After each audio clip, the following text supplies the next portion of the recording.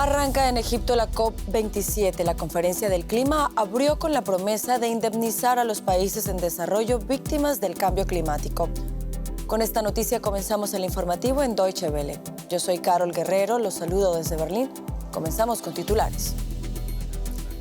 Los líderes políticos de todo el mundo llegan a Sharm el Sheikh en Egipto para participar en la COP27.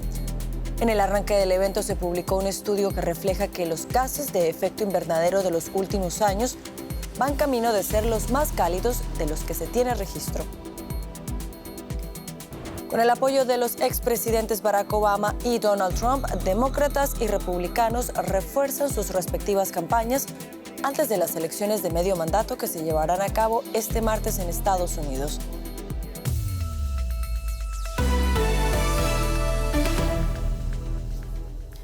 Egipto acoge desde este domingo la cumbre del clima COP27.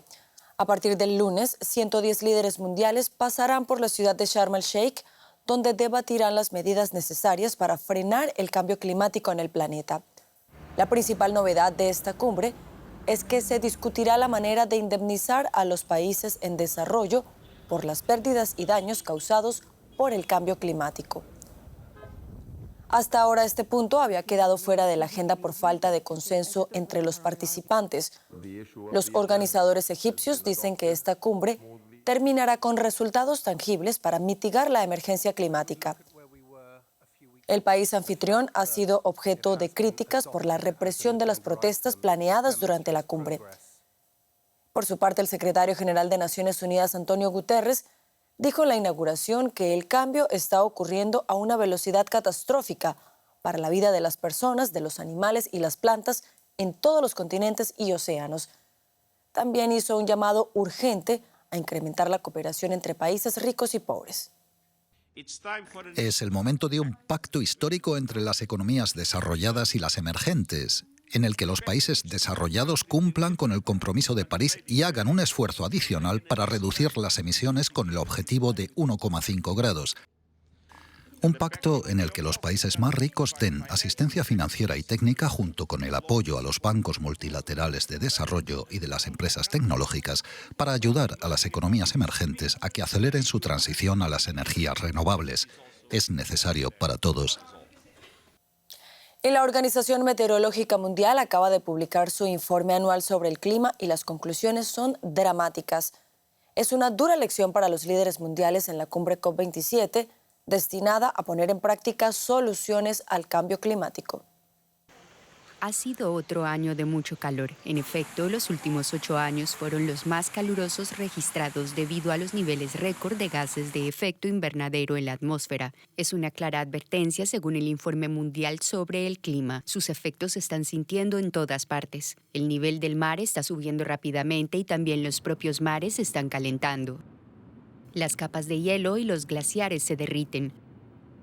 Los fenómenos meteorológicos extremos se multiplican en todo el mundo. El nivel de los mares ha subido en todo el mundo unos 10 milímetros solo en los 2 últimos años. A finales de 2021, la temperatura de los océanos de todo el mundo alcanzó un récord y las olas de calor marina son más frecuentes. Grandes masas de hielo se han derretido desde Groenlandia hasta los Alpes. Los glaciares de parte de Europa perdieron el 6% de su volumen entre 2021 y 2022, y el hielo marino polar cayó a su nivel más bajo registrado. Pero la mayoría de la gente experimenta el cambio climático a través de fenómenos extremos. Gran parte de Europa vio el pasado verano cómo sus ríos se secaban mientras las olas de calor volvían una y otra vez. También provocaron incendios forestales. En Pakistán, las inundaciones mataron a más de 1.700 personas y desplazaron a millones. Años de sequía en el este de África han llevado a casi 20 millones de personas a la inseguridad alimentaria extrema, y los huracanes azotaron Cuba y el estado norteamericano de Florida hace apenas 2 meses. Demasiado calor, demasiada lluvia, falta de agua. El informe sobre el clima anuncia que esta nueva normalidad solo empeorará, a menos que los gobiernos actúen de inmediato. Y para analizar esta COP27 que ha comenzado en Egipto nos acompaña Tania Guillén. Ella es investigadora del Centro de Servicios Climáticos de Alemania, del Helmholtz-Zentrum Ereon, y nos acompaña desde Hamburgo. Señora Guillén, gracias por estar con nosotros. Por favor, díganos cuáles son las expectativas concretas con esta COP27 que ha comenzado en Egipto. Bueno, gracias por el espacio. Como el panorama que nos daban decía, ¿no? Estamos en una situación bastante complicada con el calentamiento a una velocidad sin precedente y sin la posibilidad de adaptarnos a esa velocidad de los cambios. Entonces, en esta COP lo que esperamos es que sea la COP de la implementación. El Acuerdo de París ya fue reglamentado en la COP pasada, en la conferencia pasada en Glasgow, por lo que ahora los países tienen que ponerse las pilas a implementar el Acuerdo de París y a lograr que limitemos el calentamiento global en 1.5 grados, que es lo que va a evitar condiciones más drásticas que las que vivimos ya en el planeta y principalmente también en la región centroamericana o latinoamericana, donde se incluyen efectos en los recursos hídricos, en la seguridad alimentaria, también en la salud, en el aumento del nivel del mar, las ciudades costeras y todos esos efectos negativos que el cambio climático representa en la región. A propósito de América Latina y el Caribe, mencionábamos que hoy se aprobó debatir sobre cómo se va a indemnizar a los países en desarrollo víctimas del cambio climático. ¿Qué tanta importancia tiene esto para América Latina y el Caribe? Este es un tema de suma relevancia, es un tema que se ha venido discutiendo casi desde el inicio de las negociaciones sobre cambio climático, pero como bien decían ustedes, hasta ahora se le da paso al tema en cuanto a financiamiento, ¿no? Porque hasta ahora simplemente los gobiernos han dicho vamos a hablar, vamos a establecer un diálogo, un mecanismo, pero no llegan acciones concretas. Lo que se quiere de esta COP es que haya una discusión y resultados concretos sobre una facilidad financiera sobre pérdidas y daños, que es estos fenómenos o las pérdidas y daños cuando ha pasado un evento climático extremo, los que conocemos en la región. La desventaja que tenemos como región es que Latinoamérica no negocia como un grupo en sí, sino que negocia en distintos grupos, lo que hace que la posición latinoamericana y caribeña sea un poco invisible en las negociaciones. Señora Tania Guillén, investigadora del Centro de Servicios Climáticos de Alemania, gracias por este análisis y por habernos acompañado desde Hamburgo. Gracias. Hablamos ahora de la guerra en Ucrania, donde según el presidente Volodymyr Zelensky, Rusia está sufriendo grandes pérdidas. Moscú, por su parte, asegura que bombardeos ucranianos en la ciudad de Jersón, actualmente en manos rusas, han dejado a la población sin agua ni electricidad. También Kiev acusa a las tropas rusas de bombardear infraestructura mientras continúan los feroces combates en múltiples frentes en todo el país. Una ciudad a oscuras. En Kiev, algunas luces se mantienen encendidas después de que misiles rusos afectaran la red eléctrica. El alcalde pidió a los residentes que en lo posible abandonen la ciudad y advirtió de un apagón generalizado. Hacemos todo lo posible para evitarlo, pero los enemigos están haciendo lo posible para mantener la ciudad sin calefacción, ni electricidad, ni agua. Nos quieren muertos, es su tarea. Aguantaremos según nuestra preparación para diferentes escenarios. Mientras la capital lucha por mantener funcionando la red eléctrica, sigue la guerra en otras regiones del país. Esta casa, en la región de Donetsk, controlada por Rusia, fue destruida en un bombardeo. Afortunadamente, no hubo muertos. El hombre estaba allí y tuvo suerte de no estar cerca, pero su perro fue asesinado. Tenían un hermoso perro grande. Mientras tanto, Rusia dijo que Ucrania bombardeó una represa en el territorio controlado al sur del país, cerca de la ciudad de Jersón. Según Rusia, destruir la represa causaría enormes inundaciones y sería parte de la contraofensiva ucraniana para recuperar esa zona. Y en un hecho casi inédito, un intercambio de prisioneros de ambos bandos permitió a 100 soldados volver a sus hogares. Estos hombres que luchaban para los rusos en el Donbass ahora irán a Rusia a recuperarse.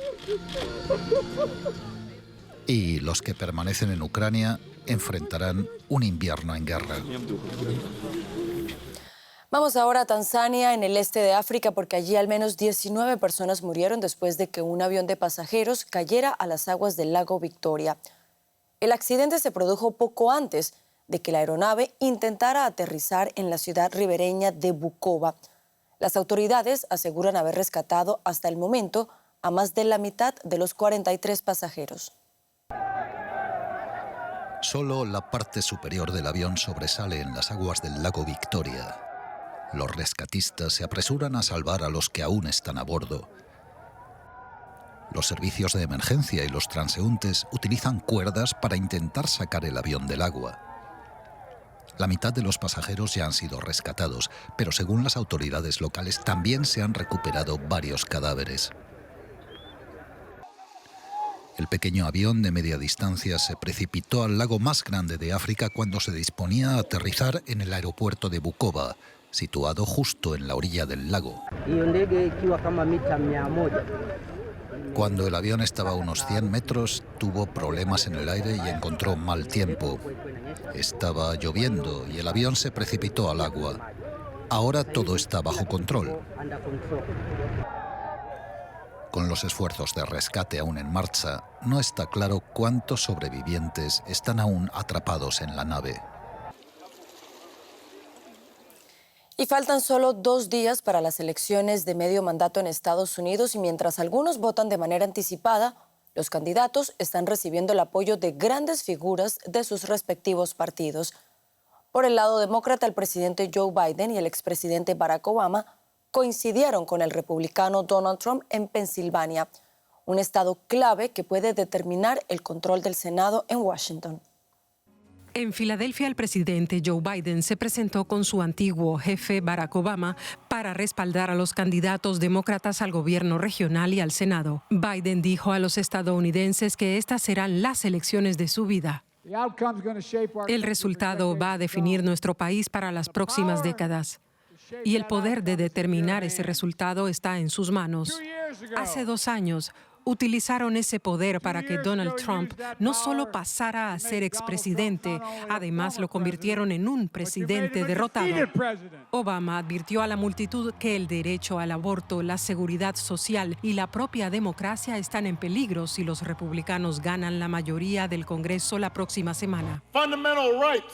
Están en juego derechos fundamentales, la verdad y los hechos, la lógica y la razón, y la simple decencia están en juego. La propia democracia está en juego. Es mucho lo que está en juego. Pensilvania es uno de los estados donde los votantes eligen gobernador y a los representantes en Washington que determinarán cuál de los 2 partidos controla el Congreso y con él la dirección del país entero. En el mitin de los republicanos en Pensilvania, Donald Trump expuso una visión muy diferente de Estados Unidos ante cientos de seguidores expectantes. El expresidente tocó los temas habituales, la seguridad fronteriza, el empleo y la economía de Estados Unidos.